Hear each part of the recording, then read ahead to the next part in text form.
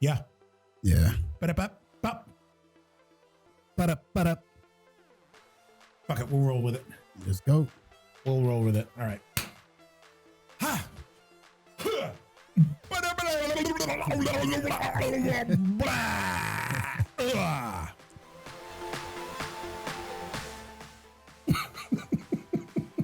All of that was for that. Hey, man. All right, everybody. Welcome to another episode of Geeks That Lift, where we bring you everything from comic books, horror, and of course, the Geekverse. I am one of your hosts, Mark the Freaking Rican Williams, joined by Coconut. What's going on, guys? How do you guys spell the coconut? Capital K, lowercase o, capital K, lowercase o, hyphen, capital K, lowercase n, lowercase u, capital T, exclamation point. Coconut. What's going on, guys? Right now, if you're watching us on Facebook, Happy New Year's Eve. Happy New Year. Happy New Year. If you guys are watching us on YouTube, we're already a few days into the new year. How's 2021 doing? Nothing's changed. So what's up, guys? It's been a couple weeks since our last episode that we filmed. Yes. We recorded. We videoed. How does that? What do you? I don't understand. Like, what would we do? Are we videoing it? Like, you know what? I was talking about this before. I had a friend who was looking for like a VHS tape, like a camcorder with a little tape, and they were looking for either connectors or some shit for it. And I'm like, man, that's that technology. Like, how long ago was this? I was looking for, for years, I've been looking for, the VHS tapes. They have the little compartment to put the little tapes in. Yes. And then you can play it in the VCR. And like, there's nowhere to fucking look to find that anywhere. But back then, when you used to record stuff, wasn't it called videoing? Yeah. It was videoing. You were either videoing or you were recording. Or back in the day, camming. Camming meant something different. I mean, camming is different now. Now it's a fucking camcorder. Now it's a yeah, just like that. Do you cam? Do you cam? You cam? Look at that mic. Look at that mic going in the booty. Look at that. Look at that. All right, that's a little preview of my OnlyFans account, and you can check that out for $15.95 a month. $15.95. Wow. Okay. Yeah, it's hashtag coconut is small. But Jesus Christ, everybody just saw how flat my ass is. Sorry. Not really. But yeah, like is it recording video like now? Now, like, I guess universally it's recording. Yes. But every once in a while, like I'm like videoing and I'm like, that's not right. That's not right. What was it? It was called something else too, but I can't remember. I don't know. I've always called it, but right now we're recording because it's going to be viewed later. Yes. Right now we're recording. But we're also live on the Facebook. Why is my man? Ever since you turned that fan off, it got hot in there. Jeez, you're wearing like a hoodie with a shirt. So I am wearing a hoodie. Like, why am I doing that? Why am I? You know what? Let's give you another preview of the OnlyFans account. Give me a beat. You fucking just did that.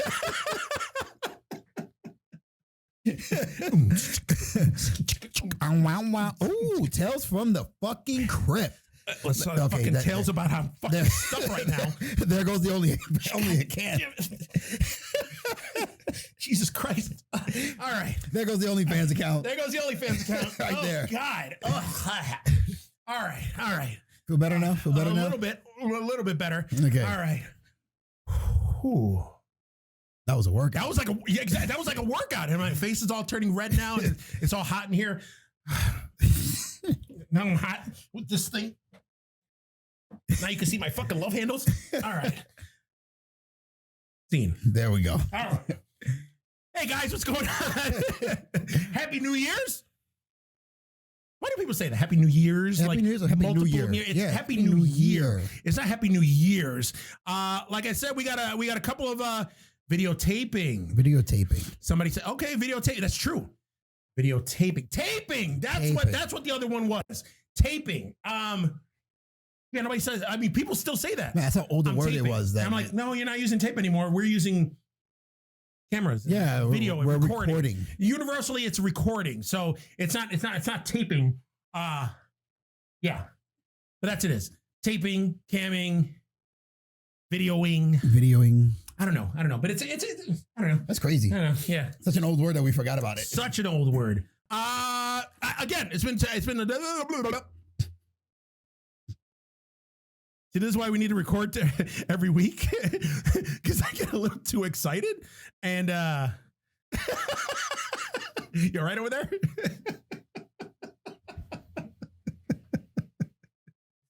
I was trying to take a break. I can swallow that water, man. I felt that shit almost coming out a couple times. Yeah. Oh, that sucks. Jesus, man. Damn. Sorry. Hold on. Let me check. Let me just make sure the sound's good.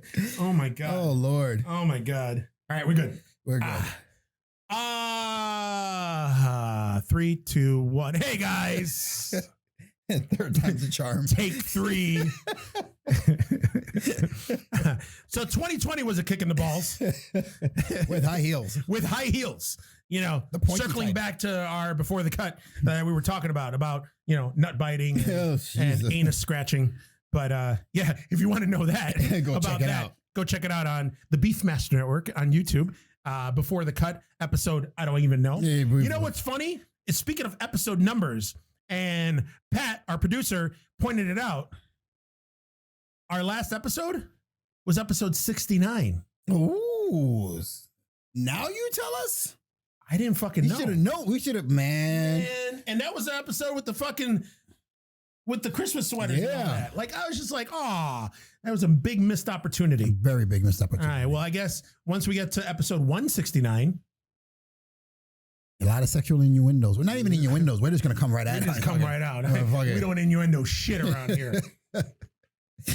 But again, so 2020 has been fucking sucking all around. I don't know if I want to start with the bad news first or end with the bad news and then just do a bit of hello, my baby, hello, my darling, to, you know, raise everybody's spirits. I say we start with the bad news and then we go into the other stuff that kind of. Okay, we'll do that. So we're going to start off with a quick, like, in memoriam thing. This is something new that I kind of came up with. It's like year end, obviously. We talk about pop culture. We talk about geek stuff. We talk about movies, TV shows, all that shit. And obviously, human beings are the ones that fucking act in these things. And they're the ones that touch our lives and let us run the gamut of emotions. So we're going to do like a quick just rundown of people that have passed away in 2020. First and foremost, I think actually, since you're the bigger wrestling fan that I am, talk about what just happened. It just shocked the hell out of me. Days man. ago. Yeah.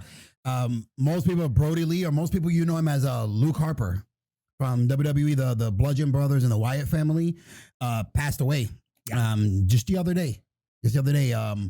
I guess it was from non-COVID related lung issues. Yes. And I guess he was pulled off of AEW television, part of the storyline. But I guess the way his wife was talking about it was that he was having trouble keep holding his breath or catching his breath during his workouts. Yeah. So he knew something was wrong. Yeah. And this whole time he's been in the hospital. You know what I mean? I think since October or something. Yeah, he's been in the hospital. So yeah, it's a tragic loss out of nowhere. And 41 years old. And anybody who knows me, you know that me and him had a situation on Facebook that one time. Yeah. Yeah. Yeah. But I mean, again, I didn't have anything. It was a misunderstanding. Somebody took what I was saying the wrong way, and I'm pretty sure reached out to him and he came to the defense or something like that. But in the end, it worked out. We didn't end on bad feelings. And I told him, like, bro, I've been supporting you since you were in ESW. Yeah. As Brody Lee. Yeah. That's how I knew him, as Brody Lee. Yeah. You know what I mean? It's funny, the story that I'd always told, like when this happened. I mean, this was like a gut punch. I mean, obviously, we know people, and we're friends with people that were friends with him. Yeah. That considered him family and close. But one of the stories that I remember is you were there, because we went to an ESW show, and it was when I think I told the same story to Brittany. Oh, it was when Kevin was wrestling. Yeah. And we went to the show. We went to support him. Yep. You know, to see, and Brody was one of the wrestlers there. Yep. And this was, man, how long ago was this? Wow, this was going on like fucking 14 years, maybe. Yeah. Big, yeah. 13, 14 years ago. Yeah. And so we end up going to the show. Then we end up hanging out at JT Wheatfield. Yes. Afterwards, because that's where all the wrestlers used to hang out after their shows. Now, I was dating a certain somebody, and it's funny that CK actually tells me all the time that I have a history of my exes, people that I've dated or messed around with, either their names start with a C or a K. Which is funny, CK.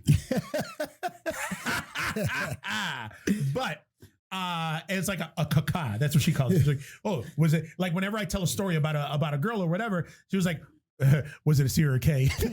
Which one was it? And I'm like, damn it, Karen. No response. Fuck. It just got me. Damn it, Kim. Shit. But I was with this ex, I'll name drop, Corinne. And then she decided to tell me that she thought Brody Lee was very cute. Yes, I remember. Ooh, he's so good looking. Oh, he's so that. Now, mind you, he had the big old fucking trucker gimmick. Yeah. With the fucking hat and the do-rag and the jeans, the dirty jeans and the dirty the dirty wife beater and all that. And ever wonder why they call it a wife beater? We won't get into that. But still. How is that not a PC thing? How are people not against fucking calling wife beaters wife beaters? It's how did that fall through the cracks? It'll remain in the cracks. I don't understand, bro. but okay. Enough said about that. But yeah, so she was like, oh, he's so cute. He's like that. I was like, all right, enough. So we go to JT Wheatfield's. We're hanging out. And I mean, I would say that the relationship was serious, right? Serious, pretty serious. Maybe. I mean, for me back then. Oh, at that point, you guys have been together for like what, almost a year or two? Was it like almost a year? Almost a year. Yeah, we didn't last too long, but yeah. Yeah. Okay. And then so we go to JT Wheatfield's, and of course, I remember how they had the 2 floors. Yep. We were downstairs on the first floor, and we'd buy the bar, we get fucking drinking, get fucking stupid, and then Kevin came and joined us. Yep. And I don't know if it was you or somebody told Kevin that Corinne has a thing for.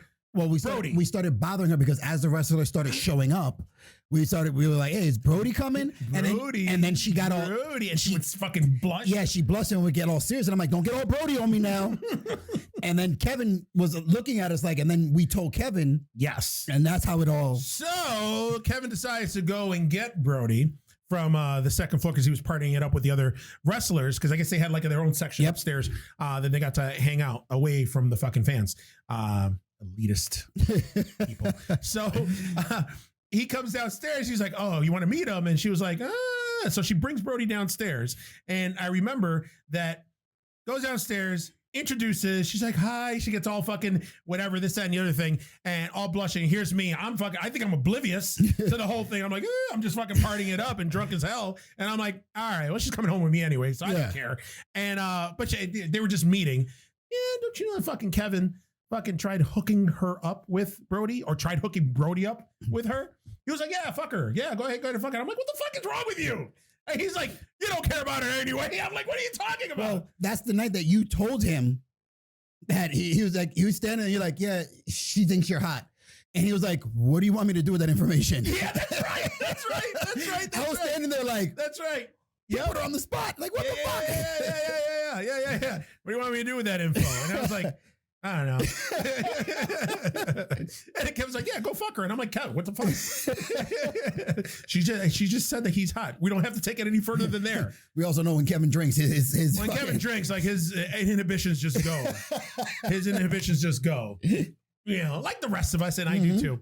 But yeah, I mean, just fucking that was a gut punch. You actually texted me. That was the first time I was hearing about it. I was on Facebook and I was looking, and it said, it was on the AEW page. All it was a picture. Yeah. And it said, so sad to lose you. Rest in peace, Brody Lee. And I thought it was part of a storyline. Oh, like the character Brody Lee was going to die, and the Exalted One was going to be what he's going to be known for. He was going to change his gimmick. That makes sense. And everything. That's what I thought. Yeah. Because he was gone off of TV, and he was coming back as a different character. I mean, they killed Vince McMahon off in the limo explosion or whatever. Yeah. So I'm like, oh, what's this? And then when I hit the page, the thing to see the notes, I saw everybody with the crying face emojis and the rest in peace. And I'm like, wait, what the fuck's going on? That's crazy. So I went to Instagram. Yeah. And I follow a lot of wrestlers on Instagram. Yeah. I saw Natalia. I saw who else? What's her husband's name? TJ, some shit like that. Yeah, TJ. And I started seeing a lot of the wrestlers that I follow posting the same stuff, and I'm like, wait a minute, what the fuck's going on? And then finally on comicbook.com, they posted it up. Yeah, you know, was it the thing you sent me? Yeah, yeah. It's basically like an obituary kind of thing, like an announcement. You know, sad to see, sad to lose. AEW's lost, blah blah blah. Yeah, it was crazy. It was so unexpected. The first people, of course, you know, the people that knew him. Yeah. And I did the same thing. Like I reached out to a couple of people. I was like, "Is this true?" And they were like, "Sadly, yeah." Yeah. Like it's unfortunate. And the thing about it is, you know, I'm not going to pretend like I was friends with the guy. And you know, we knew him in passing. We had a couple of interactions with him and stuff back in the day. And you know, except like the people that we know that we're friends with now, you know, they're super close with him. Yes. But man, like watching, they did a tribute show last night. Yeah, I saw parts of it. Yeah. Did you watch it? Yeah. Okay. I'm telling you, I've never seen, this is one of the better tribute shows that I saw. Yep. For a wrestler that's passed away.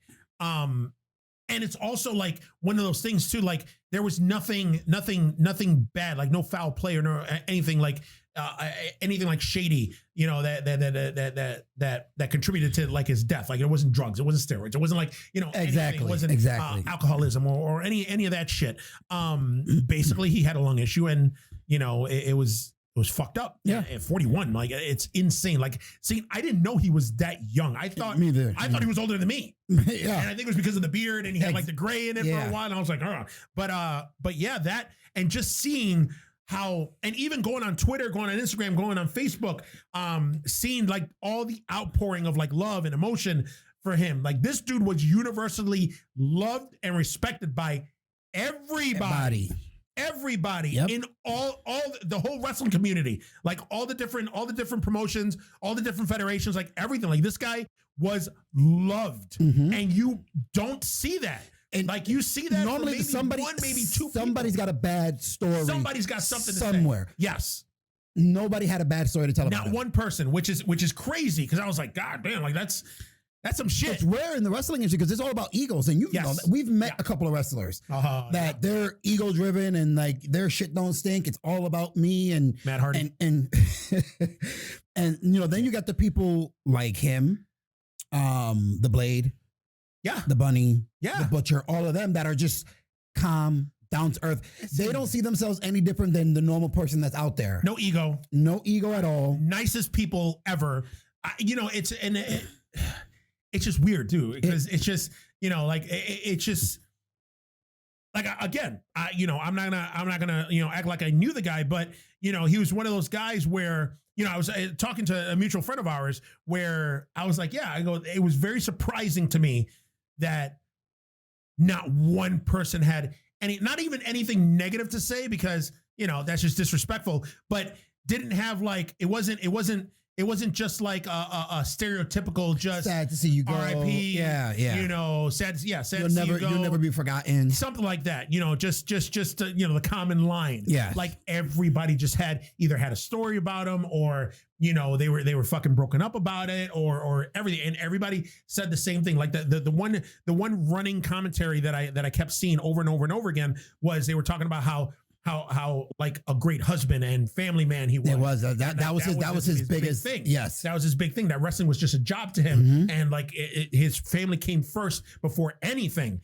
But even so, though, when he was at work, he worked, and he wasn't one of those people that had an ego and it was like all about him. That everybody that he interacted with, he tried to bring up and motivate and help and all that. And man, that's fucking crazy. And the mutual friend that I was talking to, like I told him, I was like, that's crazy. That happens. He goes, yeah, he said it. He was like, it's not that he didn't have any faults, because we all have faults, but he's one of those people that, you know, when he likes you, you know, he likes you, but if he doesn't like you, you're going to know it. Yeah. Like you're going to know it. Like he's put people in their place and stuff, but it's just, it just says, you know, it talks about like the type of person that he was. And, you know, and again, the few interactions that I had with him, seemed like a super cool guy. Yeah. But yeah, that was fucking, Whew, that was crazy. It was crazy. It was crazy, man. It was like I said, it shocked because I remember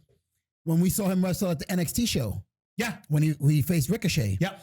And when he came in, you looked up at me like, look who it is. Look who it is. And like I said, big rig. And again, I had no bad feelings about it. And, no animosity. It was a misunderstanding. He thought I was dissing him, which I wasn't. That was in my time, like now, that I criticized WWE for their storytelling 100%. Yeah. And Brody could work. We saw him when he used to wrestle here. Yeah. He had some good matches with guys smaller than him because in WWE, he's wrestling guys mostly his size. Yeah. And it's a lot harder for big guys to have matches with smaller guys because, they move faster and stuff like that. So, and that's what I was saying. Like, why are they relegating you to an 80s style character? Mm-hmm. Not to mention, almost everybody said it. It was kind of a ripoff of War Machine at the time when they can just have you on your own. Yeah. And look what WWE didn't do, AEW did. Yeah. Put him in a main event position, and every time it was on, the ratings were there. Yeah. So it showed that he could carry the ratings. Yep. As if WWE never gave him the chance to. Yeah. It was funny because Jericho was on commentary. Yes. For the AEW show, and he even said it towards the end of the show. He was like, I'm glad that this happened when it happened. It's a tragedy that he died, but the fact that he was able to come to AEW and show the other people, obviously WWE, that he was a main eventer, that he can main event pay-per-views, that he was a star, that he was one of those upper echelon wrestlers and superstars that could hold his own. And on top of that, still bring people up at the same time. Yes. At the same time with them. So it's, it's bittersweet. It's bittersweet. It's kind of fucked up, but what are you going to do? RIP. RIP. And for you people who are fans, just so you guys know, if you go to wrestling or Pro Wrestling Tees, or or AEW.com, there's a shirt that you can buy where it's his picture and it says Exalted in Heaven, that the proceeds for that go to his family. Yep. So if you're a part of the wrestling community and you're fans, because if you're a wrestling fan, you are part of the community, go ahead, buy the shirt. It's going to help out his family. It's a good cause. Yeah, they did a thing too where I didn't know about this, but did you know that AEW signed his son to a contract? Yep. Yeah, they signed his son to a contract, and he had like a little thing last night with MJF. Which is pretty cool. When he was still sick, after the tapings went off, Kenny Omega brought his son into the ring, and they had like a little match, and his son pinned Kenny Omega for the AEW championship. That's cool. So that's cool. And I like the little memorial thing that they did for him at the very end of the show. That was cool. And I mean, AEW, listen, class act company, man. And now they've made they've gotten a fan for life. Yeah. In me. Like, I watched that show last night, and just the way that they handled everything and they did everything. And even in the matches were fucking good. We're good too. Yep. We're really good. And now I'm like, I'm gonna have to watch this shit every week. Like, it was that good. And fucking kudos to fucking AEW for handling it the way they did. Classy. WWE did their thing where they made their announcement. They have interviews with wrestlers and stuff, but they didn't do it on the show. I think I didn't watch Raw, so I don't know. The only thing on Raw, Drew McIntyre did something where he a little callback when Drew McIntyre what they did at the start of the show. They posted his picture. Yep. Then they always do. Yeah. Then they went into Raw, and then Drew McIntyre came out and he said what people were hashtagging the whole time. He's like, it's Monday. You know what that means. Yeah.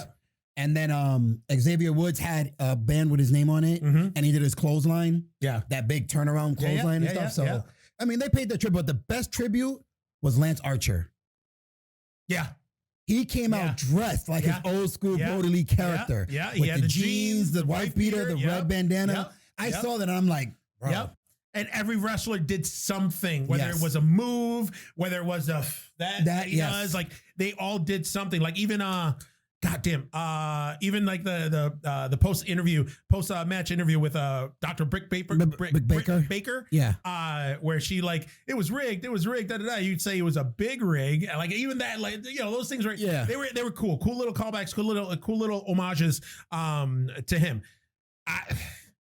It's sad, man. It's fucked up. Yeah, it is. But shit.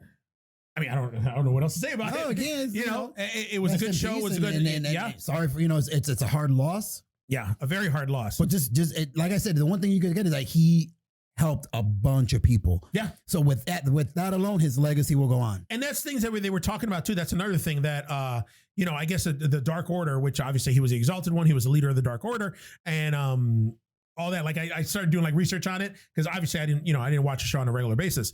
I'm not gonna lie. I have it on my DVR. I have every episode on my DVR. I just watch it for Butcher Blade and a Buddy. And as soon as I see their match, I'm like, all right, I'm done. I don't watch the rest of the show.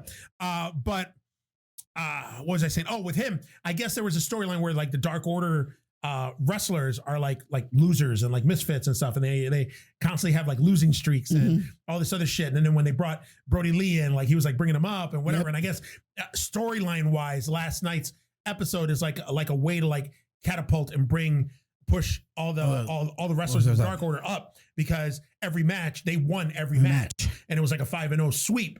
So I guess storyline wise it's going to work for him now, because now it's going to bring these like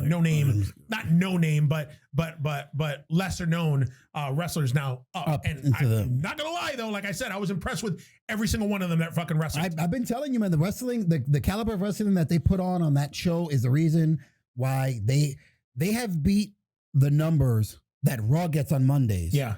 They've beaten NXT. The only show that gets slightly more ratings than them is SmackDown. Yeah.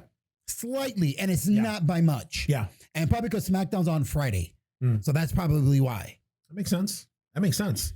Now what I was going to do is I actually have a list of actors that, now mind you, this list isn't in any particular order, and it's not rated or by like importance or whatever. It's just basically I went down the line and just wrote their names. But actors that we lost in 2020, and by no stretch of the imagination is this a full list of all the artists that we lost in 2020.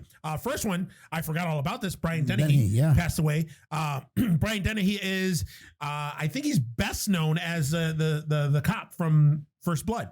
That or Cocoon. Shit, that's right. He was in Cocoon. Yeah. That's right. And wasn't he in that movie FX? Yes. He played the cop. Brian, with the other actor. He was an private investigator. Yeah. He was either a cop or private investigator. I think it was Brian James and Brian Dennehy. Yep. Yeah. So Brian Dennehy, he passed away. Jerry Stiller. Yep. Ben Stiller's dad. Jerry Stiller's best for the known rest of us. Huh? Yeah.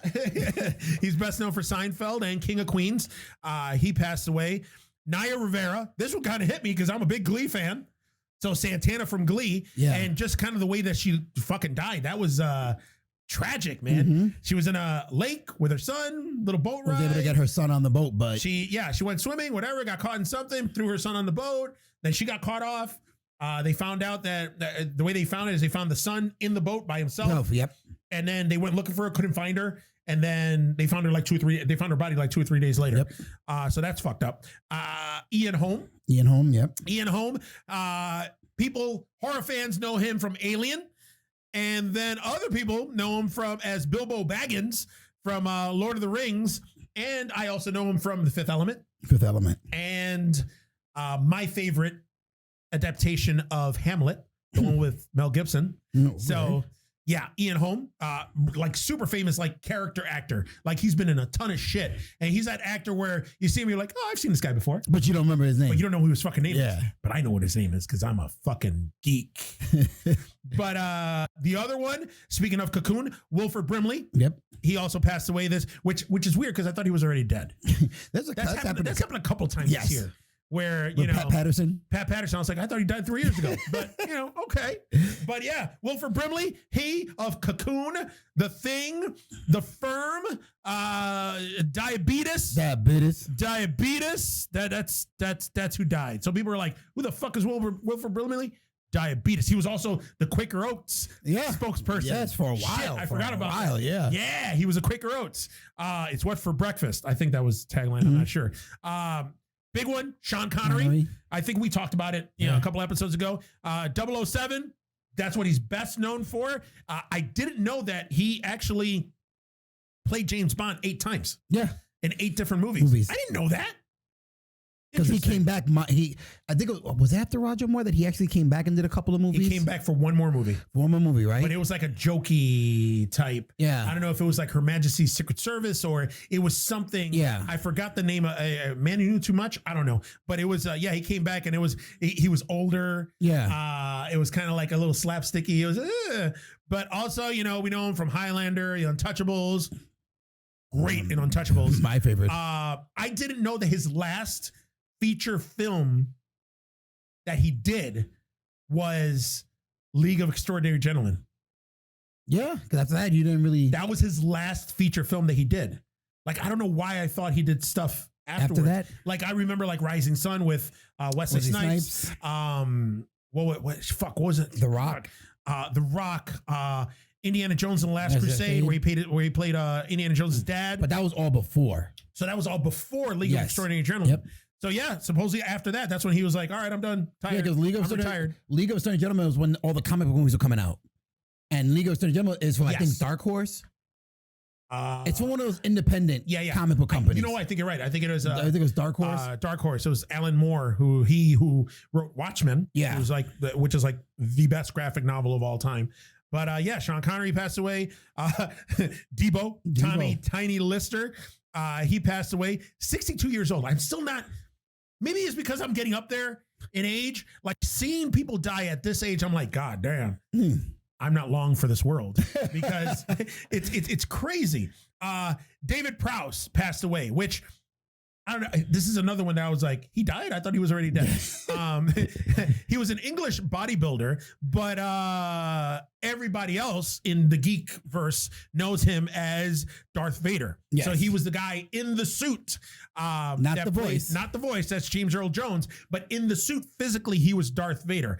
Now, I didn't know he also played the manservant in A Clockwork Orange. I did not know that either. Yeah. Remember when Alex, after he had the reprogramming, and then he got released, and then he ends up going to the house of the chick that he raped? Yes. And the chick wasn't there anymore because obviously she died. The guy was still there. The husband was still there in a wheelchair, and he had that fucking bodybuilder dude that like carried him. That was him? That was David Prowse. Wow. I got to watch that movie again. Yeah. That was David Prowse. I was like, holy shit. Max von Sydow, we talked about that.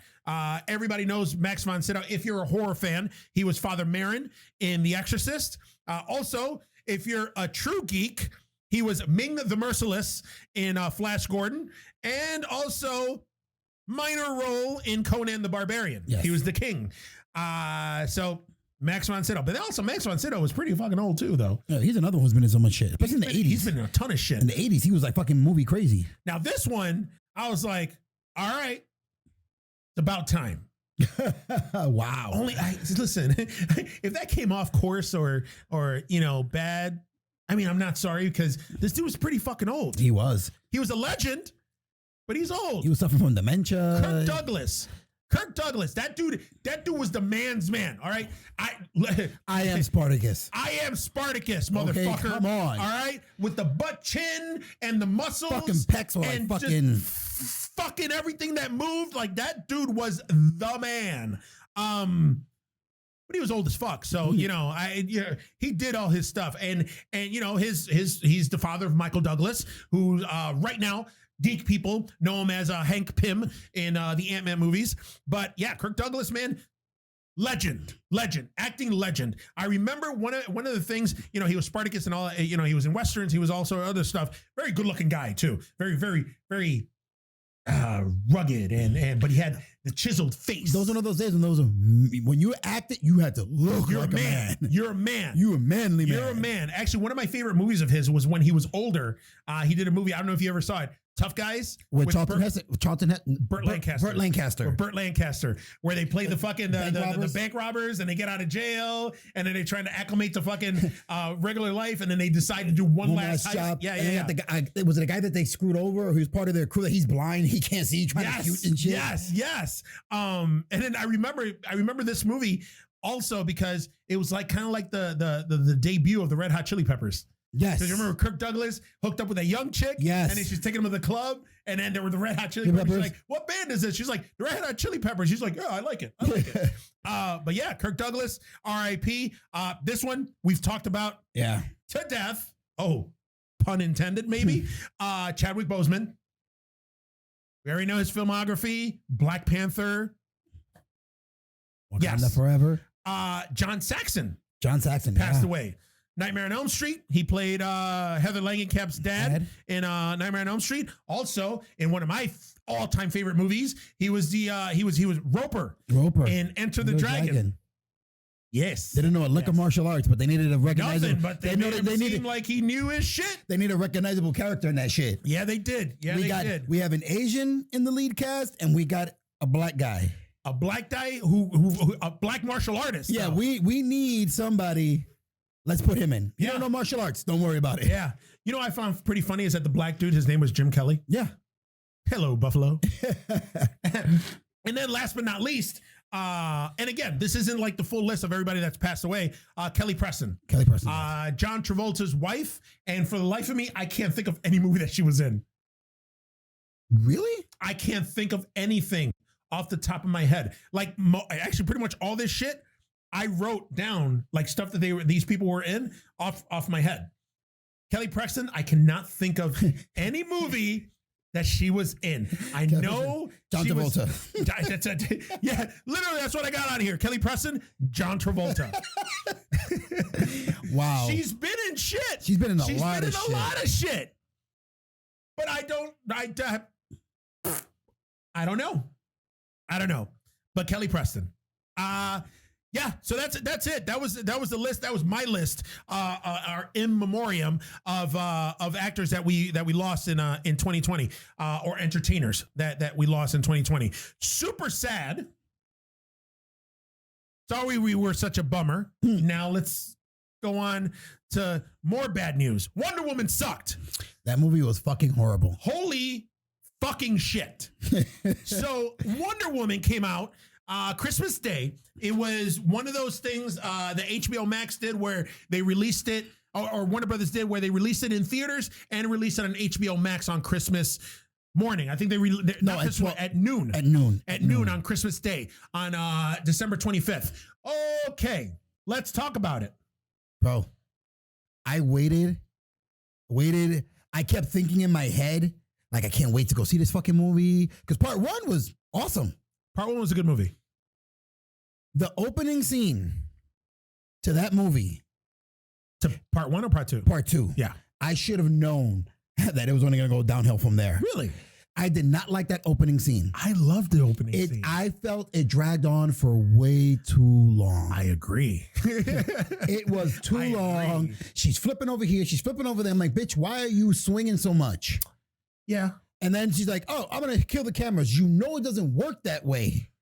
Like, it's recording you. It's still going to see you. Wait a minute. You're talking about the opening scene in the mall. Okay. I'm sorry. No. Themyscira. No. Where the Gladiator young my thing Wonder is, Woman. like, that's nothing new. We saw when I saw that, I'm like, okay, this is taking parts of part one and bringing it into part two. So I dug that part. I think they did that. They put that scene in as like so they can do a spin-off, because that's another thing I'm going to talk about, how HBO Max, Warner Brothers, is planning on doing HBO Max spin-offs of DC movies. Yes. But I think that they're going to do a spin-off show based in Themyscira.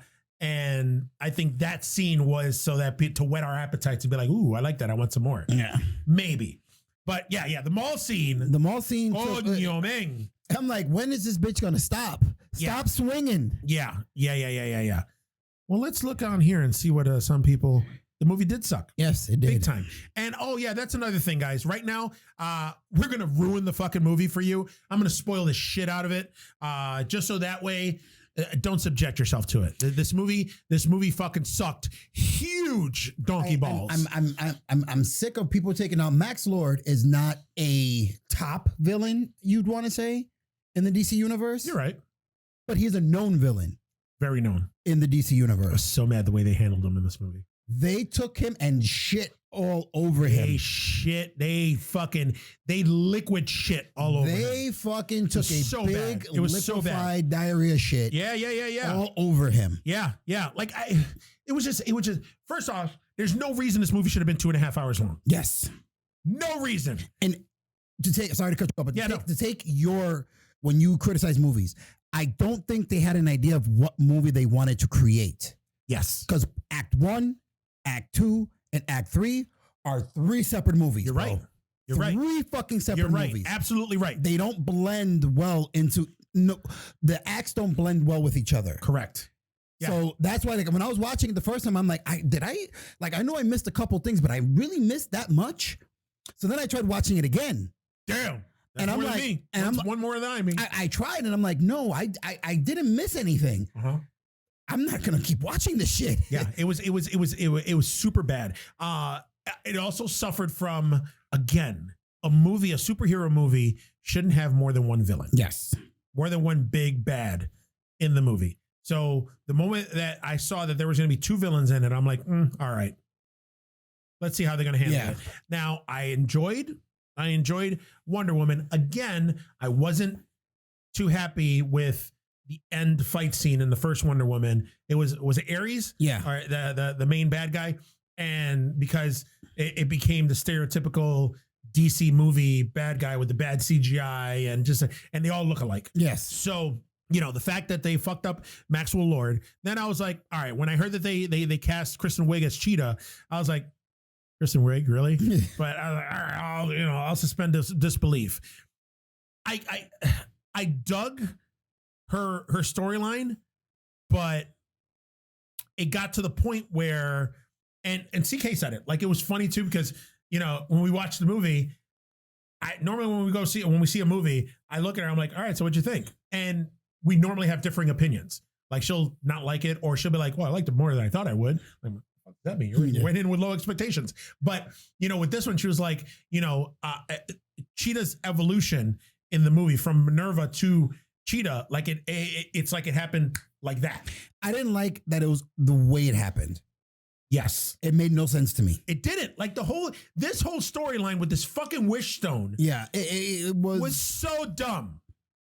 So dumb. Like, okay, you got a stone. I wish my dick was bigger. And then a big dick. But what happens? You can't perform. Like, it was one of those things where, you get the wish, but you lose something if the wish is granted. Like, I didn't like that.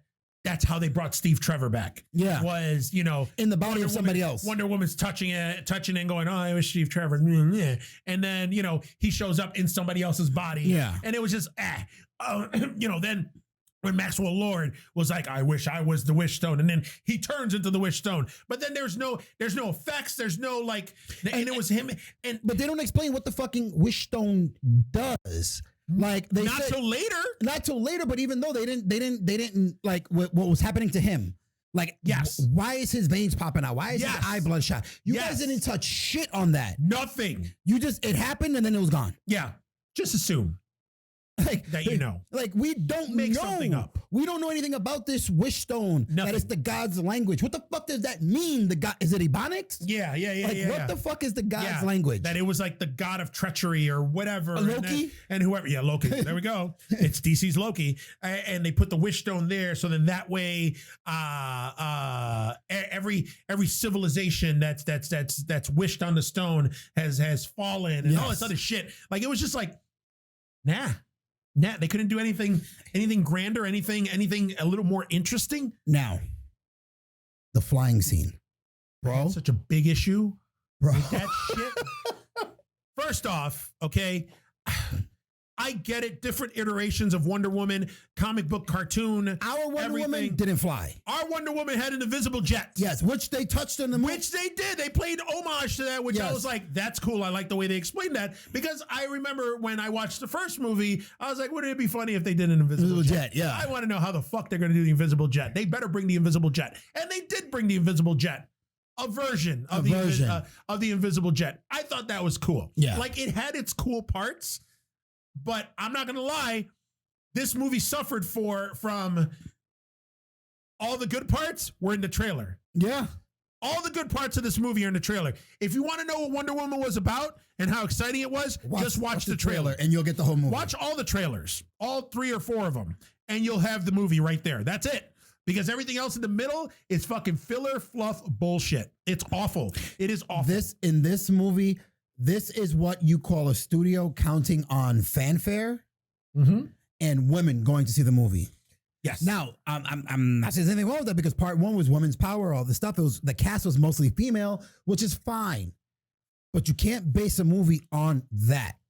No. Like, okay, us fanboys, yeah, we're going to go watch it, but you still got to make a movie that's going to reach out to the mass people. Yeah. General And audiences. even for us, I didn't know what the fuck was going on. Yeah.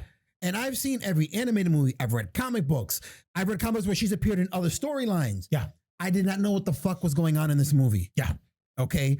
For fanboys to be confused, okay, you guys fucked this up. Dude, I was so excited to watch this movie. Me too. I was nodding off. I was just like, well, that's why I had to watch it again, just to, like I said, like you say, always try something twice. yeah. So I wasn't sure. I'm like, I just wanted to make sure that I didn't miss a pivotal part in it that's going to explain something. Yeah. No, I didn't miss anything. Yeah. No, you didn't miss a goddamn thing. It was just that bad.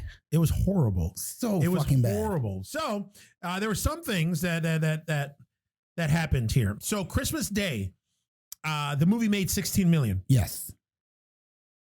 Sold out everywhere. On Christmas Day. Made $16 million. Because it did so well Christmas Day and made $16 million, Warner Brothers fast-tracked a third movie. Yes. Now, okay, you're going to make a third Wonder Woman movie. That's cool. I understand you're going to have a lot of making up to do for this piece of shit. But Patty Jenkins, the original writer-director, is coming back to write and direct the third movie. Not to mention, they've already talked about possibly bringing Henry Cavill into it. Yes. Now, that's when you know it's hard to explain because with DC movies, they concentrate so much on fanfare. Like the hardcore fans, they know are going to see, but the hardcore fans aren't going to make your movie a blockbuster. Correct. Okay. Now, Marvel, hardcore fans, yes, but it was the average moviegoer that made Marvel movies successful because even though they were comic book movies, they were still action blockbuster movies. Yeah. DC's not doing the same thing. No. They're trying to make strict comic book movies, but you're fucking up. Yeah. So now it's just they're doing these stories. They're doing what you said a while ago. They're bringing back the main hitters. Yeah. Wonder Woman Part 1 stood on her own. Fucking awesome movie. Yes. Oh, Wonder Woman 2? I'm sure they read the reviews and people like this movie sucked. Okay, let's bring in Superman. That's gonna get people to go watch the third one. Jump it up, and it's almost like now they're kind of relying on to see how Justice League is going to do when it comes out in March, the Snyder Cut. So it's crazy, but because now they fast tracked a Wonder Woman 3 now. Patty Jenkins has gone on record as saying that the next DC superhero that she wants to tackle Superman now. Oh, okay. She wants to do a Superman movie. No, I do not want that. Mind you, she's going to write and direct a Star Wars movie now. Yes. She's going to be doing Rogue Squadron. So we'll see how that happens. But I don't know.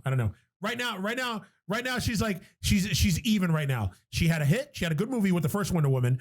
And now the second one, not so much. So now we're back at 0. So now you got to prove yourself again. Yeah, you're 1-1. You're 1 and done. I thought this was kind of funny. On Rotten Tomatoes, Wonder Woman started as certified fresh with an 89%. And from when I wrote this, it was down to 65%. Now, when I looked, it's down to 61%. So that's dropping. On top of that, it's tied with Suicide Squad for the lowest rated DC movie. That's somewhere you don't want to be. Isn't that some shit? Because Suicide Squad was horrible. Wonder Woman is tied with Suicide Squad as the worst DC movie. I mean, I don't know why Green Lantern isn't on there, but I think now they're just forgetting that. Yeah, they're putting forgetting it aside, altogether. And they're just talking about like the Zack Snyder verse, like that he started with. It was Man of Steel that he started with, right? Yes. Yeah, with Man of Steel. So that's fucked up. My biggest gripe with in the glaring differences between Marvel and DC in their movie universe is that Marvel has the Holy Trinity. Yeah. Batman, Wonder Woman, Superman. See? 3 iconic characters Yes. to base their movie franchise on, and they keep fucking it up. They keep fucking shit. Marvel based their movie franchise at that time on a second or third rate character. Yeah. Because Iron Man. before Iron Man, he wasn't a major seller in the comic books. He wasn't a main guy. He just wasn't. He was known as old Shellhead in the comics. Yes, he later became that in the comic books and the cartoons. Everything switched. Yep. But before that, one of the biggest story arcs he had was the time that he became a drunk, and Rhodey took Demon in a bottle. Rhodey took over the Iron Man mantle for him. Yep. Because he was drunk and constantly drinking and getting drunk. So it's like, bro, how can they do it with Iron Man? And you guys have the main 3 characters in comic book history, but you guys can't knock one out of the park with it. I think because the filmmakers that they got for the movies, even the beginning, and Jon Favreau, Iron Man 2, in essence, he started the whole. Yeah. Oh. Again, we talked about it before. Kevin Feige is the one that is known as the mastermind of the whole MCU, but Jon Favreau is the one that started it. Yes. And the reason that those 2 movies did so well and started the whole thing, kickstarted the whole thing, is because first and foremost, he was a fan. Yes. Which, again, look how big of a Star Wars fan he was, and look what he's doing with Star Wars, with the franchise itself. Him, Dave Filoni, like all that. We're going to talk about that in a little bit, but like that's the thing. Like with the Wonder Woman, with Wonder Woman 2 or WW 84, we had Patty Jenkins, who is not a fan. You know, it's not like she fucking, grew up reading Wonder Woman comics and all that shit. Yeah, I'm sure she got pitched the movie. She did her research, and I was like, all right, girl power, let's do it. And this movie, when I read about it, it was based off a story by Jeff Johns, comic book writer. Yeah. The material, we've said it before, the material's there. Yes. The material is in the comics. We got years, decades worth of fucking issues of stories that they're ready made to make into a movie. Just throwing a couple filler scenes here and there, but main plots and shit are there. There's huge story arcs. Yes. That these comics have fucking told for years.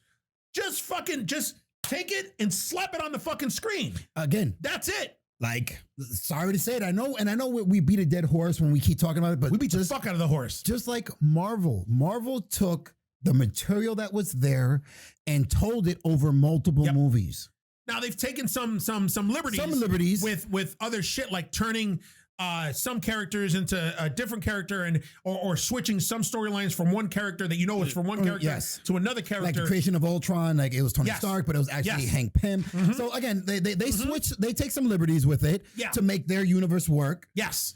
But still, they still do it perfectly because they started running it and they outlined it as if it was a comic book story. Yes. When they started with the interconnected movies and the end credit scenes that tie into future movies and all that, it's like all the phases that led to Infinity Gauntlet, which basically that's what it was, Infinity Gauntlet saga.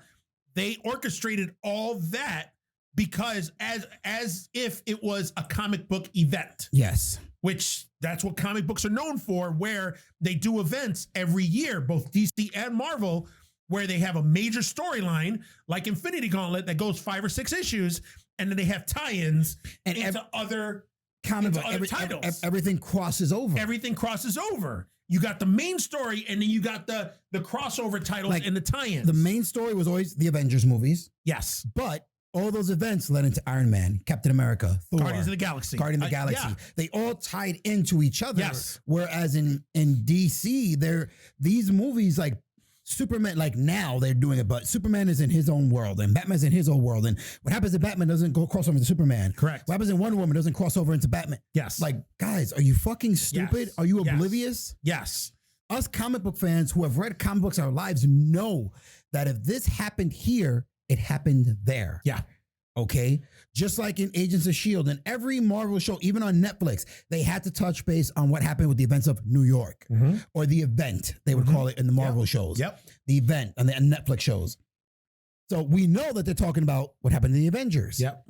Because again, it's in the same universe. It's all in the same universe and it all ties in. So like, you're reading a comic book, the one DC comic that I love, and I don't know why they haven't, which is Brightest Day, Darkest Night, all those storylines where you brought. They got to introduce the fucking Green Lanterns though. Yeah, you had the Blackest Night comic book, but then you had like Swamp Thing had his own storyline going. Justice League International had their own storyline going. Green Lantern had their. So in order to get the full scope of the next issue of Blackest Night, you had to buy all of those. Yeah, like you can get the full story if you just bought the event comics. Yes. But to get the entire story and get the full scope of everything, you had to get all the tie-ins. Exactly. Which is fucking genius marketing from the comic publishers to fucking make you fucking buy every single fucking title. I did it with Blackest Night, completist, and Brightest Day. Yeah, yeah.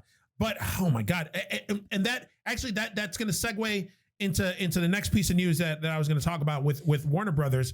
So bottom line, Wonder Woman 84 sucked. Sucked. Sorry, so not sorry. The movie fucking sucked. And not even. How cool was the end credit scene? Yes. Jesus Christ. And total fan service. But how cool was that? And as cool as it was, I was like, oh, I popped for it huge. And then I was like, but the movie fucking sucked. And I think they were using that as her being. I'm assuming she was going to be the woman who won. She's Asteria. She's the chick with who because I was the gold suit. When I was watching, I'm wondering, like in this scene, I'm like, why are they showing her eyes? And then at the end, I'm like, that's why. Yeah. So end credit scene of Wonder Woman 84 or WW 84 is Linda Carter, the cameos, OG Wonder Woman, original Wonder Woman from the TV show, which actually all the seasons dropped on HBO Max. Yeah, because that's my Wonder Woman. That's when I saw when I was a kid. She had some huge tits. Man, she did. Damn. Some big ass hips too. Big ass hips and huge tits. And I'm not gonna lie, man. She still got it. She still got it. God damn, Hysteria, Wonder Woman. Then they say black don't crack, but her white ain't. Her white ain't right. It is right. It is right. Her white is right. Her white is right. There we go. Her white is right. White is right with Wonder Woman OG. Yes. But okay. So back at it. So Warner Brothers, in Warner Brothers news, first off, now they made this big announcement. They're trying to compete with Marvel now. They're trying hard. You know, Marvel's got their dick just fucking slapping all over the place. Fucking hitting the competition all over the place. And just, you know, we're telling Marvel, don't come on my face. But, you know, they're like, here, take a blah, blah, blah, blah. And we're fucking gobbling it up like bukkake. So WB wants to do the same thing. So now they have embraced the multiverse. And now, with Flashpoint that they're going to do, everything is going to be canon.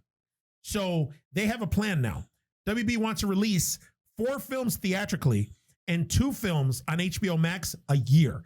So 6 movies a year.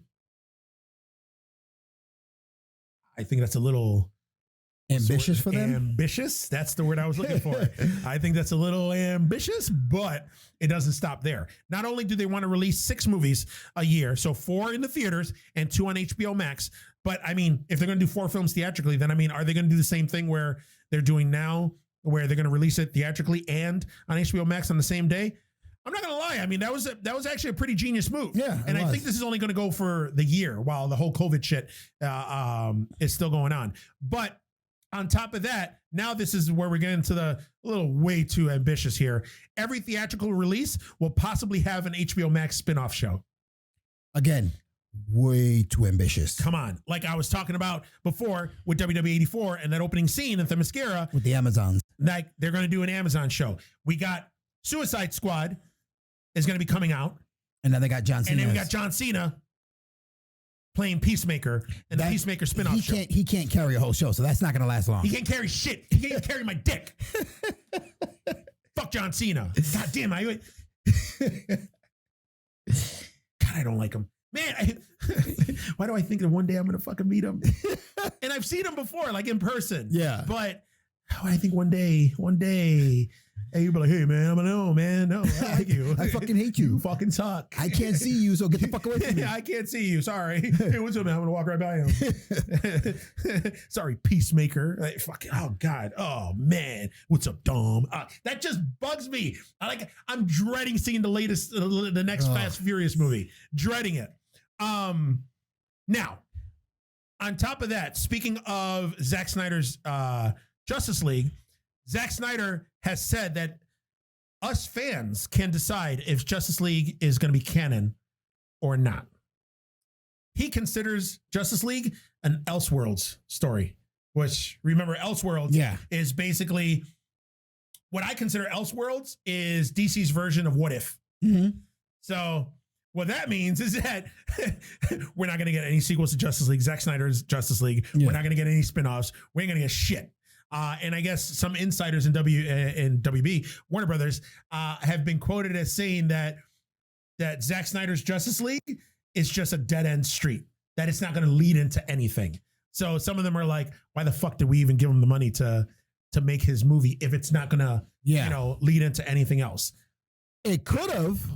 You know what? Honestly, I think that maybe they're playing things close to the chest right now. Close to your vest, close to your chest. Is that what it is? Close to you take your cards and you're not going to see me holding it close to my vest. I think there is a plan, a tentative plan right now. I think they're going to wait and see how Justice League does on HBO Max because it's clocking in at 4 hours. And then based on that, they'll go and maybe do a sequel, maybe do something. See, but I don't know. My thing with DC is their track record speaks for itself. The Warner Brother DC relationship is not working. The movies suck. They are not good. Fanfare, we're going to go watch them because these are iconic characters, characters we grew up on. You and me are huge Superman fans. So I'm going to go watch anything involved with Superman. But for the average person, these movies are like, bleh. Either they're blah or they take a while to appreciate. Yes. Like, not gonna lie, when I first saw Man of Steel, I was like, like just the whole, I hated fucking Kevin Costner as fucking Pa Kent. The way they made him, where, when Clark ended up saving the kids in the bus and he was like, should I just let him die? And he's like, yeah. I'm like, what? And it just so the thing I don't all like, of it, which it was so against like comic book Pa Kent that we know. But the one thing I don't like about that is that when original Pa Kent died, he died from a heart attack. Age. Yeah. And it kind of showed that was Superman's lesson that he can't save everyone. Yes. So you took that away because technically he could have saved them, but he's like, you shouldn't do it. That's another thing too. Yeah. The fucking hurricane's coming and he gets stuck and, hey, come on. Fucking Superman Clark is faster than a speeding bullet. Yes. You could have fucking grabbed that motherfucker and put him in the back and then came back and be like, hey, what's up? Yeah, what's going on? How did he do that? Yeah. How did he do that? Did he get turned? Oh, he got thrown over there. Like, he could have done something. But of course, because they wanted to make it depressing and fucking and I love Kevin Costner, but I did not like him as Pocket. No. Like, it was just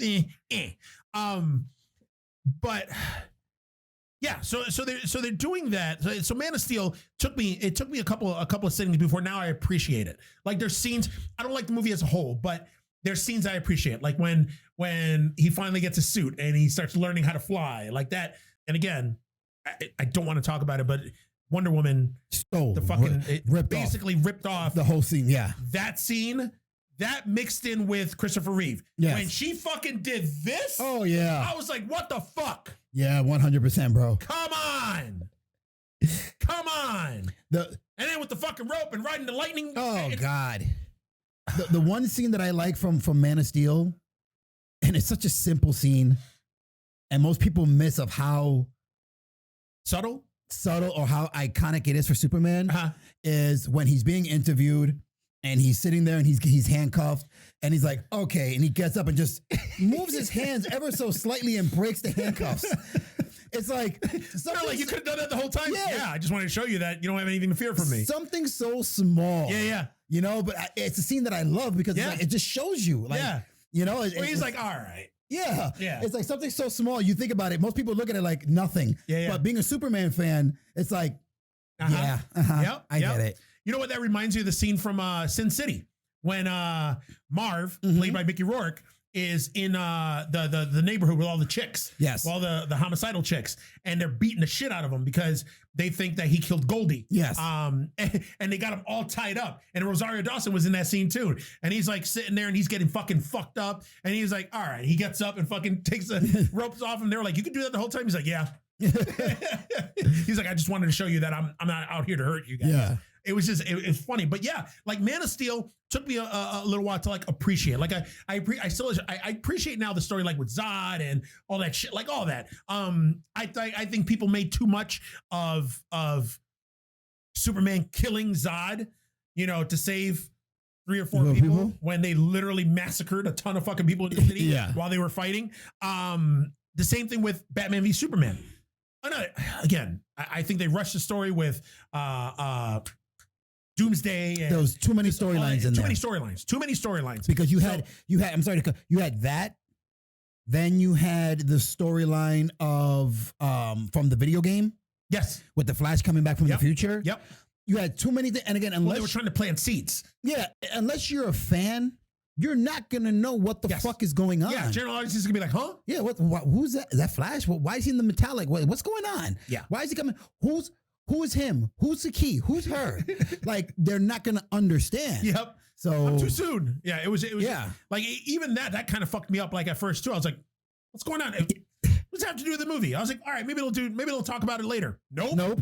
That's it. It was there and gone. That's it. And so I was like, all right, they trying to make a MCU type deal. Yeah. Okay. They should have left it as an end credit scene. Yeah. But yeah, like Batman v Superman, same thing. Then Justice League, the fucking, even Justice League, there's some endearing qualities in the movie. The movie as a whole sucked. Yeah. But, and again, it's a lot of it's Joss Whedon's fault, you know, he who did the Avengers. And then, you know, then he's talking, and then supposedly I didn't know that he felt animosity and he felt like he was burned with Age of Ultron. Really? Yeah. I don't know if it didn't do as well as the original Avengers did or what, but Ray Fisher, who was talking shit about Joss Whedon and all the shit, you know, all the way he was handled and abused and all that other stuff on the set, who, by the way, now says that he doesn't want anything to do with DC, under DC under the current management that it's under. Yeah. All right, motherfucker, you know what? You were a nobody before Cyborg. Yeah. Guess what? You're going to be a nobody after Cyborg. Fuck you. Like, I don't know what happened. I'm not going to be like, he lying. And I'm sure that maybe some shit happened and there's some directors out there that have an ego and they've been known to fucking abuse their actors and talk shit, whatever. Listen, if you're getting paid hundreds of thousands, millions of dollars or whatever, take it. I don't give a fuck. You know what? Abuse me. Call me a fucking whatever. I'm laughing to the bank. I'm laughing all the way to the bank. And if this is something that could catapult my career into multiple movies and more money and more notoriety where I can do my own projects and shit that I'm passionate about, yeah, it's okay. Yeah. Call me a spick. Do whatever. You know who learned from spank my ass? You know who learned from that to not step out of boundaries? Who? Terrence Howard. I bet he's kicking himself in the ass. You know damn well he's kicking himself in the ass. Because he won the Oscar for fucking Hustle and Flow, was Rhodey, and Iron Man 1. Iron Man 1. And 1. He was on schedule to be in part 2. That's why even they threw the hint that when he saw the scene, he goes, Next time. next time. Yeah. And in that, but he started, I'm a star. I want more money. He was upset that, because again, when Iron Man happened, yes, he was a bigger star than Robert Downey Jr. Yes. Because Robert Downey Jr. was just coming back into Hollywood. Yes. Yes. But with it's the journey effect of watching somebody whose career was trashed blossom again. Robert Downey Jr. became the bigger star. And I'm sorry, but Robert Downey Jr. is the better actor. Yeah, and when Terrence Howard wanted more money than Robert Downey Jr. for part 2, Yeah. the fuck out of here. Yeah. And then he was like, oh, Robert Downey Jr. took my money. Yeah, no. Fucker, he's Iron Man. Yes. You'll have your chance. I'm sorry, anybody can play the sidekick. Yeah, next time. And that's why, even though, not to take anything away from Don Cheadle, because Don Cheadle was awesome before he was more machine. Don Cheadle got more opportunities. Yep. Because, and that's one thing. I'm like, man, if I ever become an actor, give me a part in a fucking Marvel movie. Yes. I'll do whatever in a DC movie, maybe not, but in a Marvel movie. Because the guy standing on the phone, standing on the phone, looking at Captain America, looking at somebody like, hey, that's me. That's me, guys. Oh, I'm just talking to my mom. That's it. That's my fucking line. Guess what? I'm going to star in the fucking next Fast and Furious movie. It's funny how, just getting off, but it kind of in the same, because it's with Disney, how everybody wants to be a part of anything that Disney has their hands on. If it's an iconic franchise. And like I was talking with Brittany, and I'm like, do you know how many people were in these Star Wars movies that came out? Kevin Smith, the guy who played James Bond. Yeah, Daniel Craig. The princes of England were in this fucking movie as stormtroopers. Yeah, man. Yeah. Okay. It's the fandom. That's how much these things, and people want to be a part of them. Yeah. And Marvel, iconic. For anybody who says, oh, it's a comic book movie, you want a part in a Marvel movie? Yeah. Yeah. Yeah. Yeah. What the fuck am I doing? You're gonna die. Okay. Dude, I am Groot. Yeah. Give it to me. Like, give it to me. Come on fucking now. Vin Diesel made how much money? From saying, I am Groot. That's it. I am Groot. And then that was just the first movie using his voice. Yes. Then they had to fucking auto-tune his fucking voice for Baby Groot and Teenage Groot and all that other shit. But still, this dude is making crazy money out of I am fucking Groot. Yes. Like, yeah. Batista. Bradley Cooper. Chris Pratt, all these guys. Zoe Saldana, like, although Zoe Saldana kind of had she had a career before that, but still, like everybody that's in these Marvel movies,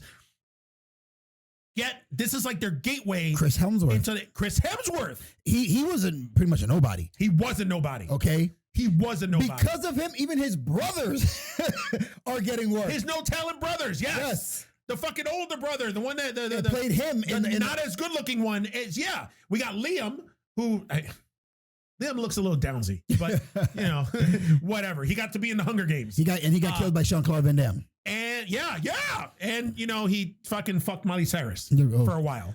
But him, he got roles. And, yes. and then the other fucking the dude in Westworld. Yeah. He's getting roles. Like all because of Liam. Not Liam, Chris. Yeah. All because of Chris.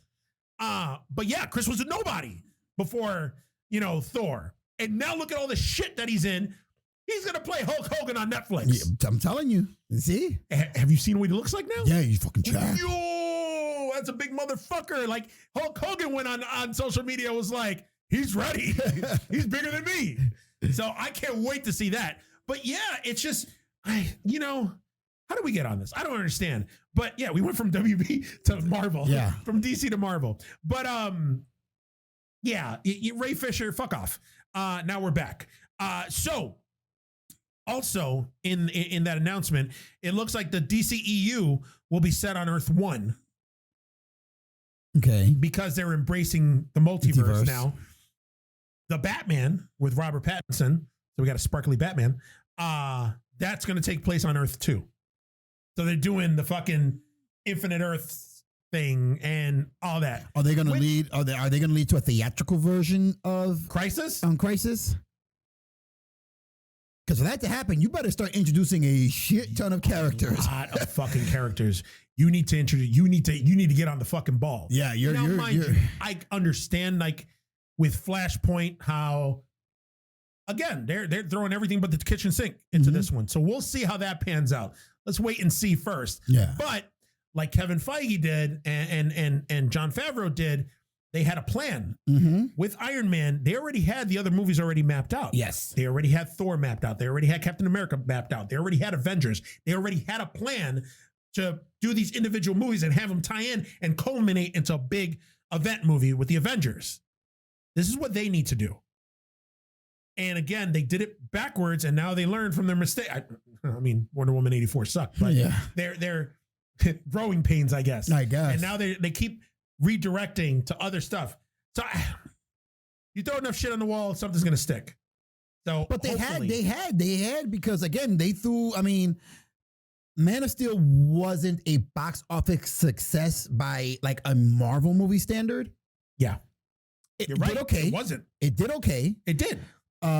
Batman v Superman, same thing. Same thing. None of their movies you could consider blockbuster successes as in Marvel standard. Correct. They did good on their own. Correct. As a comic book movie. If the MCU didn't exist, they would have been blockbusters. There would have been the shit. Our whole podcast would be based on DC movies. Yes, 100%. Yep. 100%. Yep. But like you said, whereas Marvel came along and said, look, this is what we want to do. But people who read comics know Thor, know Iron Man, know Captain America. But we need to get the general public to get invested in these characters. Yeah. So let's do a couple standalones and then form a team. Yes. Okay. And then we put all these characters that people are invested in into one movie. Yes. And that's why Avengers did so fucking well. Yeah. Okay. Yeah. They planted seeds. They did. And in DC, which again, like I said earlier, I don't get how you have the three most iconic characters in comic book history. Marvel and DC and Image and Milestone. You name any comic book and you're gonna there are three iconic characters: Superman, Batman, and Wonder Woman. And how do you guys keep fucking up every movie you make with them? And on top of that, before Avengers, before X-Men or whatever, when became general audience aware, awareness.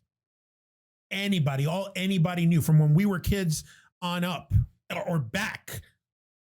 Comic books. Oh, who you like? Superman. Batman, Wonder Woman? Yeah. Like nobody talked about anybody else. Mm-hmm. Maybe Spider-Man here and there, but it was basically Superman, Batman, Wonder Woman. Yes. That's it. But they keep dropping the ball on it. So I don't get it. All right. Speaking of dropping the ball, Michael B. Jordan is officially set to direct Creed 3. Really? Yes. I could be down with that. I like know they were going to make a third movie. Oh, I kind of figured it was again. They said it like Sosa said it's a breath of fresh air into the franchise, the Rocky franchise. So I kind of figured they were going to go with when Creed 1 came out, which was an awesome movie. I loved Creed 1. Part 2 was good, great. I don't think it was as good as Part 1.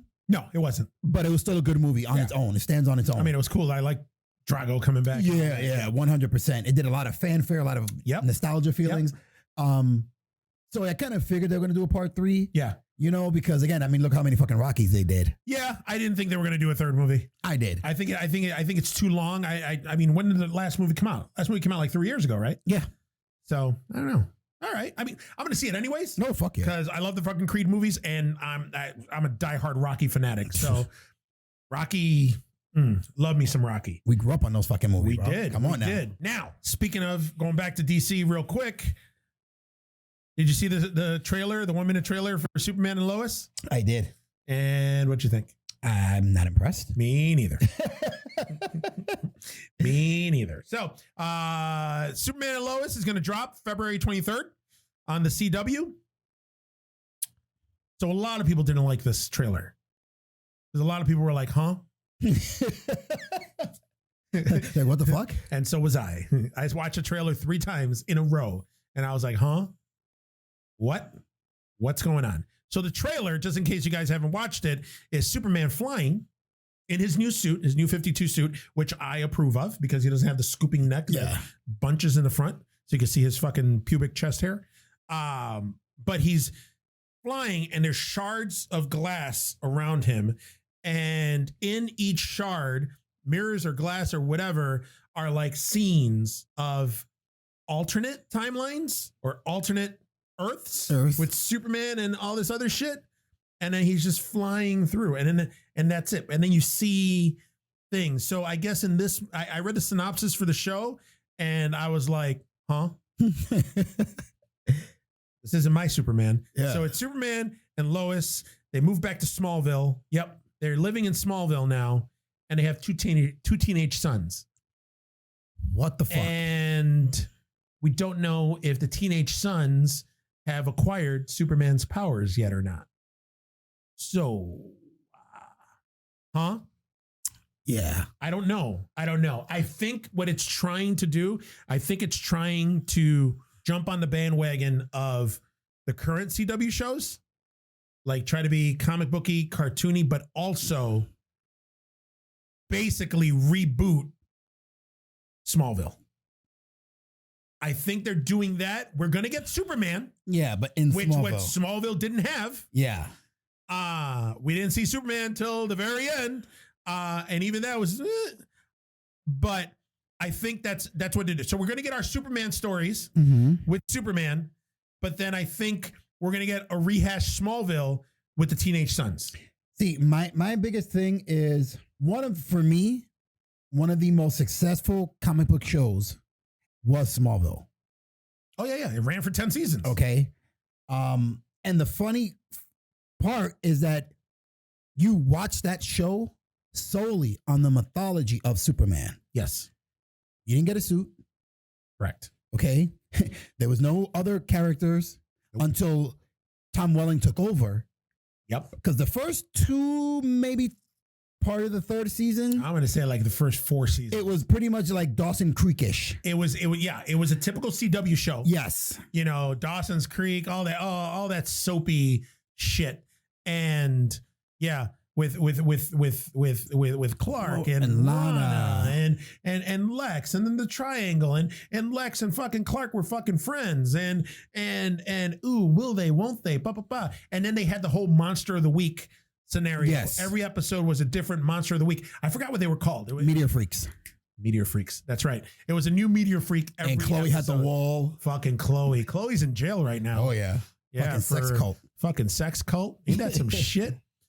Shame on you, Chloe. That's why you're not fucking going to pop up on any CW show Oh, fuck no. ever, or ain't going to have anything to do with DC anymore. But yeah, they do it. They did once they got away from that Monster of the Week format, and they started going more into. If you look, like one thing I noticed, because again, I when I bought all the seasons and I started watching it, I started noticing when I started seeing Tom Welling's name in the producer credits is when you started seeing like Impulse. Yeah. Then he brought the Teen Titans in. Yeah. You started seeing more comic book based episodes coming in when he took over. Yeah. And the biggest thing, like, he wasn't a comic book fan. Correct. But he was smart enough to know I'm in a comic book show. That's right. So I have to do my research. I have to go to people who know about this to get good material. Yeah. That's why in Smallville, a lot of people, like, the first time people learned about Dr. Fate was in Smallville. Yeah. The Justice Society was in Smallville. Yeah. Hawkman, Smallville. Yeah.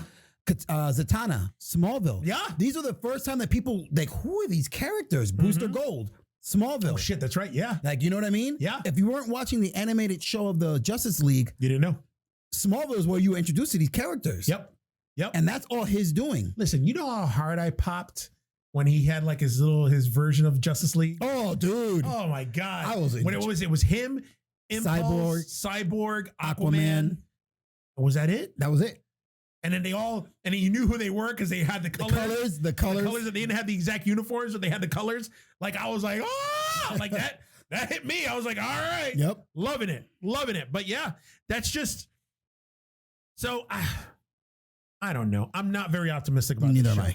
I'm going to watch it because I'm a diehard Superman fanatic, but I mean, shit, I watched Lois and Clark, the original one. So listen, I mean, that had its charm. That was Superman in a primetime soap opera. That was former, but kind of never was Buffalo Bill, Dean Cain. Yeah.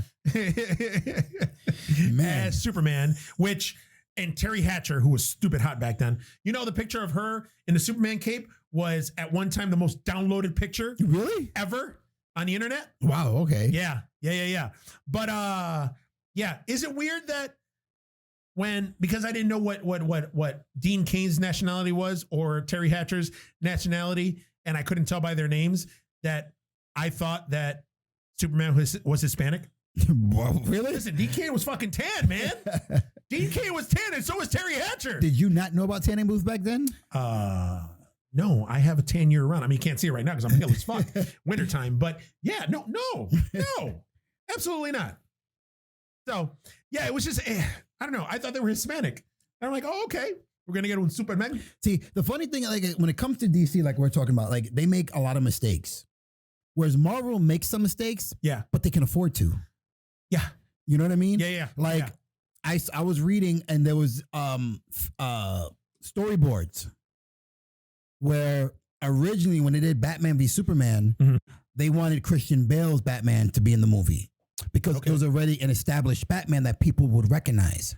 Yeah, but that wouldn't make any sense because the Christopher Nolan's Batman movies were set in like the real world. I mean, yeah, it was Gotham and all that. Yeah. But we've talked about it too. Yeah. The thing that separated Christopher Nolan's Batman movies from all the other iterations of Batman, what the Tim Burton movies, Joel Schumacher, Batman 66, was the fact that everything was grounded in reality. This Batman could exist in our world. This Joker could exist in our world. Bane could exist in our world. Like all of that. That Catwoman, Anne Hathaway's Catwoman could exist. So it wouldn't make any sense to put them in one of these. But that's what movies. There was no superheroes. Yeah. There was no allusion to, there wasn't any Easter eggs or anything to Metropolis or Superman or Green Lantern or anything else. It was just Batman, Bruce Wayne. That's it. Christopher Nolan wanted to tell a self-contained Batman story set in the real world where at the very end, in the last movie, Batman was like, all right, I'm retired. I'm done. Yep. Let me give it up to Robin. Yeah, that's it. So it wouldn't make any sense to me anyways. But that's what to put him in anything else. Listen, good thing they didn't do it. But if they had, that would have been a mistake. For me, I think it was a mistake casting Ben Affleck. I did not like Ben Affleck. I'm sorry. I might be the only one. I was not a fan of Ben Affleck as nor Batman or Bruce Wayne. You know what? I dug him as Batman. You've heard me say it before. What draws people to fucking Bruce Wayne is the torture that you can see in the character. We've said it before. Michael Keaton captured it. I'm sorry. I'm spoiled. I'm going to keep saying it. You looked at Michael Keaton's eyes and you're like, this motherfucker been through some shit. Yeah. Ben Affleck Beetlejuice. Ben Affleck didn't do it for me in Batman. He tried. He but again, he tried to play that tortured soul, but it didn't work. You're right. You came over like, bro, why are you so fucking angry? Like, what's wrong with you, man? Like, calm down. Yeah. Go have a Pepsi and a smile. And shut the fuck up. Okay. Yeah. But whereas Marvel can make those little mistakes, but look at the body of work they have to where, okay, we fucked up here. Yeah. Let's course correct and let's do this. Yeah. Like I'm assuming, like you said, they're trying to use the multiverse of madness to kind of reset the MCU and bring in new things. Yes. Smart fucking thinking. Yeah. Okay. And trying to make everything that came before it, all the other movies that were not connected. Yep. Now everything's canon. So now again, the Fantastic Four, the X-Men, all this stuff we're gonna start seeing. Everything. Yeah. I'm excited. How about you guys? Are you excited? I'm very excited. Are you excited? He's got a heart on right now. Man, he's pitching. I got a tent. wood on he's wood. He's pitching a fucking tent. Want some? All right, guys. Well, you know what? That's all I got. There was other stuff that I was going to talk about. We can leave that for next episode because this episode has gone on long enough. We are clocking in at 2 hours and 3 minutes. Actually, are we clocking in also on here at 2 hours and 3 minutes? Yes, we are. Yeah, 2 hours and 3 minutes. So what do we got on here? Actually, we'll check that out in a minute. Thanks for watching. For some reason, I think maybe we've been talking for too long because now I'm like, yeah. I'm not as animated or as crazy. Maybe I need a finger in the butt or somebody try to scratch their finger in. That's a before the cut reference. You have to wait to see what we talk about. Yeah. Or just go to Facebook and watch it there. Just go to Facebook and watch it. You can watch actually the live feed, or now it's going to be recorded on my personal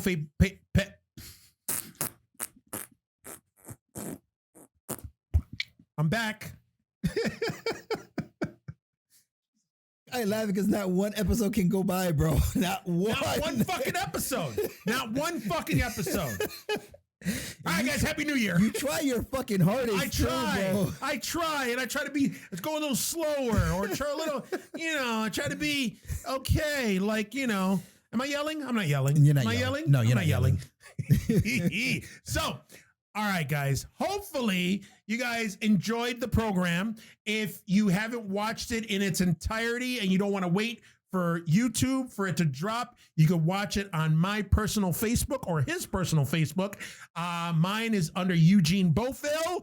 That's B-O-F as in Frank I-L-L. His is under Mark Williams. Don't look. No need to spell it. Don't look for the freaking Rican. Mark Williams. Don't look for Coco Nut. Because you're going to find something else nut related, and it won't be me. But you can check it out on Facebook. Now, if you rather wait until YouTube, just go on the Beefmaster Network on YouTube. Go on it.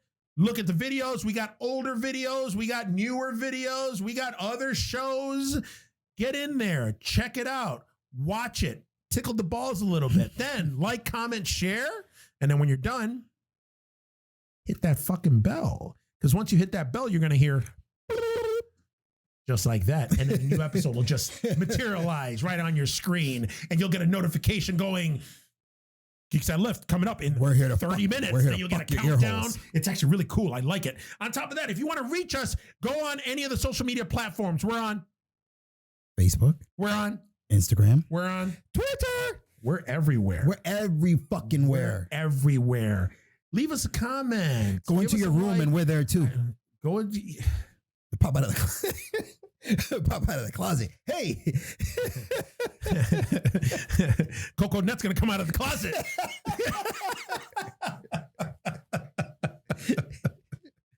So that's it, guys. Also, real quick, I just want to announce, I don't know if it's been, if I haven't heard it, but I've been talking about it. I have a new podcast that's going to be coming out in the new year. In the new year. Happy New Year. We've been recording fucking episodes like crazy. I think we got like 7 in the fucking can now. Oh, that's pretty fucking... Ready to go. I will give you the title now. It is called His and Hers Horror. That's it. That's all I'm saying about it. That's all it. It's a horror podcast.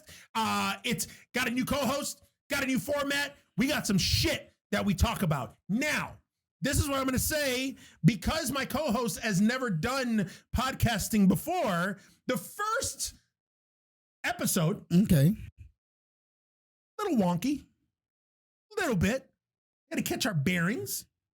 After second episode, started finding our groove. Started finding the flow. Yeah, finding the flow. Third, fourth, fifth, sixth episode. Damn, we coasted, motherfucker. So if you enjoy this, you're going to enjoy that one. Now, it's going to be on audio to start. I think we're going to do about 10 episodes audio, and then we're going to start videoing this motherfucker. So that way you can see who the co-host is. And I'm not telling you until then. You got to watch it to find out. You got to watch it. You got to watch it like this. Be attentive and be like, hey, you motherfucker. It's going to be as big as like the Who Killed JR. Ooh. I don't know what happened. What happened there? That was weird. But yeah, it'll be just like Who Killed JR? What was that? I don't know. That was weird. I said, who's going to kill JR? He's like, fuck you. Yeah. That was crazy. Ooh, we got a cuckoo. We got ghosts here. Oh, that's another thing. Oh, I'll tell you about it. Next episode, we'll talk about ghost hunts and my idea for that. Oh. You may be interested in it. Yeah. We might be doing a cross promotion type Let's do deal. it, baby. Ooh! My dick is hard right now, just like he said. So that's it. That's what we'll leave you with. For the Geeks That Lift, I'm Coco Nut, followed by the freaking weekend. All right, guys, we'll talk to you soon. Peace.